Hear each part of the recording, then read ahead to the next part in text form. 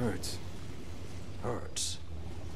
I could feel Savathun behind my eyes when she reached into my mind. What do you think these Hive feel when we reach into theirs? I also find the Scion's methods unsettling, but they can uncover Savathun's plans more efficiently than I ever could. Better to just put them out of their misery. Keitel believes these Hive might hold deeper secrets. Do not make the mistake of thinking these things deserve your sympathy. Even though they have the light. Maybe you were the wrong person to put on this assignment. They may be our enemies, but this feels like a new low for the Vanguard. For Zavala. Watch your mouth. You New Light see Zavala as some toothless diplomat, but you wouldn't believe what he sacrificed to become the man he is.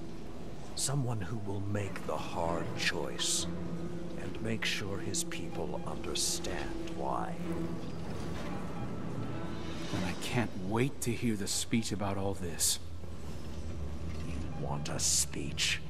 Today the Vanguard did what had to be done. Mercy prevailed. Speech over. Say it a little louder. I don't think this guy could hear you. This doesn't look like mercy to me. Then you're not looking hard enough.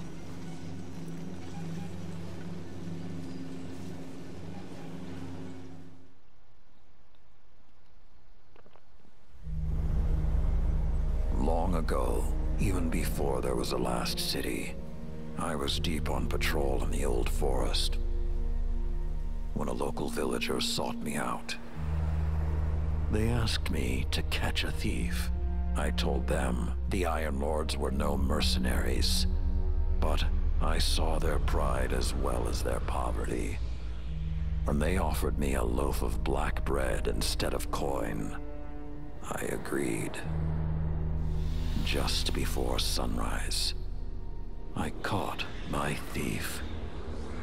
A young girl, stealing what she could carry. Food when she could find it, coin when she couldn't, weapons to protect what she had taken.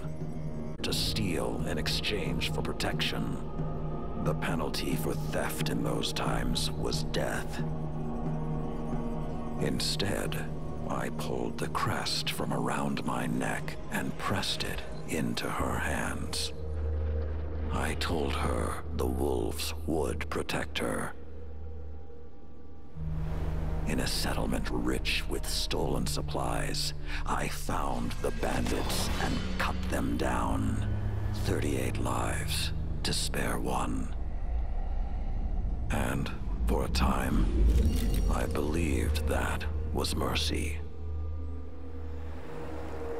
Many winters passed before I found myself back in that part of the old forest. This time, no one sought me out. So I sought them instead. Wind blew through rotted wood and rusted metal where the village once stood. And behind it, graves. Then piled stones, then bare mounds of earth, and then a pit. My blood was high. I tore through the forest, hunting for those responsible. Finally, in a settlement rich with stolen supplies, I found her. A lightless woman with my crest around her neck. There was no fear in her eyes. She spoke plainly. When the villagers could no longer tithe, her wolves no longer protected them. She bled them dry, and when they had no more to give, she sent in her men, unleashed her wolves. Mercy to an enemy cannot come at the cost of mercy for their victims. The right path isn't always easy to find. But once you do, The only question is whether you're strong enough to walk it.